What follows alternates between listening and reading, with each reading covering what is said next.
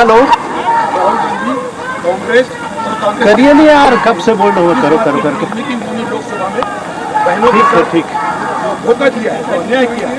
प्रधानमंत्री जी ने एक बिल लाया जिसमें अमित भाई लोकसभा में हमारी देश की बहनों को और सहभागिता सुनिश्चित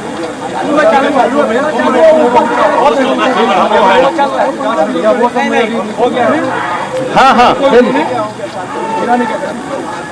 और बाहर जश्न मना रहे बिना जोड़े लाइन। तो ये हाँ। बहनों के साथ होता है कि नहीं? नारी शक्ति वंदन अधिनियम संशोधन अधिनियम के लोकसभा में फेल होने को लेकर बीजेपी ने एक बड़ा मुद्दा बनाया है और यहाँ राजधानी रायपुर में आक्रोश रैली निकाले हुए देख सकते हैं। आक्रोश रैली में बीजेपी के तमाम बड़े नेता शामिल हुए हैं। सीएम विष्णुदेव साय स्वयं इस आक्रोश रैली की शुरुआत की और हमारे साथ प्रदेश अध्यक्ष बीजेपी के किरण सिंह जी है, सीधा चर्चा करेंगे। आखिर इस रैली के माध्यम से क्या संदेश देने का प्रयास? नहीं, ये बहनों का यात्रा है, आक्रोश यात्रा। उनके मन में एक दुख और आक्रोश है।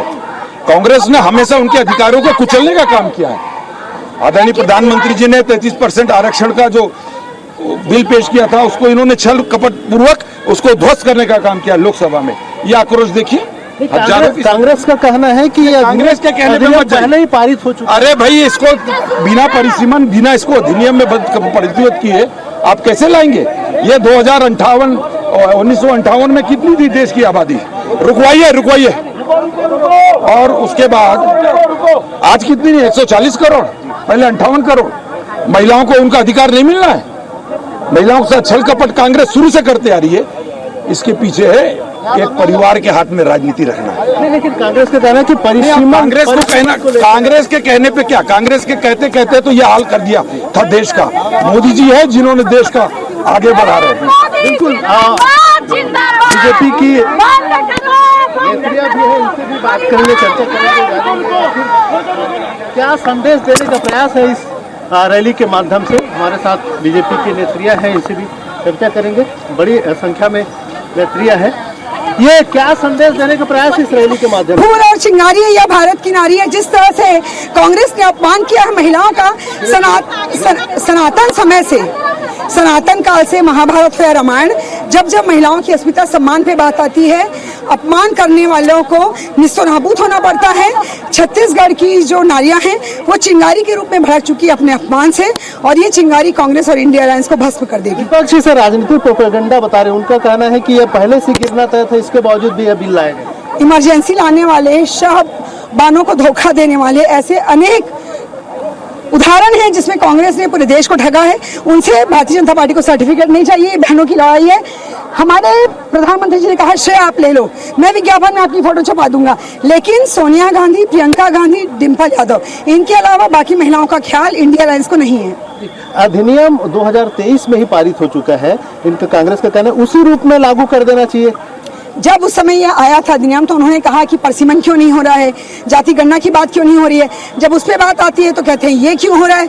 कुल मिला के जो परिवार, राजनीतिक दल 50 से 55 साल राज किया है, क्या उसको नैतिक अधिकार है ये कहने का?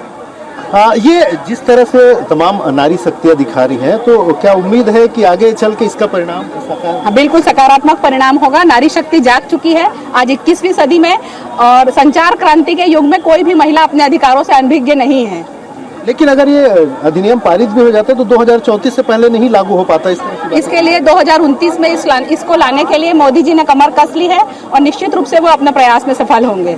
ऑलरेडी अधिनियम पारित है, अगर चाहे तो अभी लागू कर सकते, इस तरह का विपक्ष। बिल्कुल, माननीय प्रधानमंत्री मोदी जी की ये नारी शक्ति बहनें हैं, आज दिखाना चाह रही है उनको कि नारी शक्ति बहनें क्या कर सकती हैं। राहुल गांधी का नहीं चलने वाला है यहाँ पे। बिल्कुल देख सकते हैं किस तरह से बीजेपी की तमाम नेत्रियां इस नारी शक्ति आक्रोश रैली के माध्यम से इस तरह से दिखाने का प्रयास कर रहे हैं कि किस तरह से नारियों में आक्रोश है। और बड़ी संख्या में मुख्यमंत्री के साथ ही मंत्रीगण भी इस आक्रोश रैली में मौजूद है। तो इनका भी एक प्रयास है, देखेंगे कि किस तरह से हमारे साथ गुरु किशोर सिंह मंत्री क्या संदेश। इस देश की आधी आबादी मातृ शक्ति का है और हमारे यशस्वी प्रधानमंत्री नरेंद्र मोदी जी मातृ शक्तियों को उनका हक और अधिकार दिलाने के लिए नारी शक्ति वंदन अधिनियम लेकर आए थे, जिसमें 33% आरक्षण संसद और विधानसभा में मिलना था।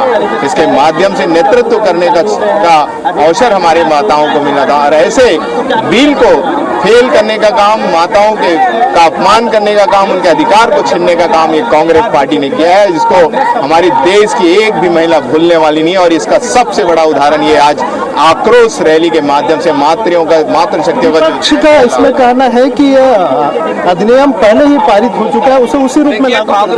देखिए, विपक्ष को जब अगर बोल रही है कि पहले ही लागू हो चुका है तो फिर इस बिल को पास करने में क्या हर्ज था। देखिए, शुरू से कांग्रेस पार्टी हमेशा महिला विरोधी रही है और महिलाओं का हमेशा अपमान करती आ रही है और इस बार तो कांग्रेस पार्टी ने अपने हद ही पार कर दिया है। ये मातृ शक्ति का अपमान नहीं है, ये भारत माता का अपमान है।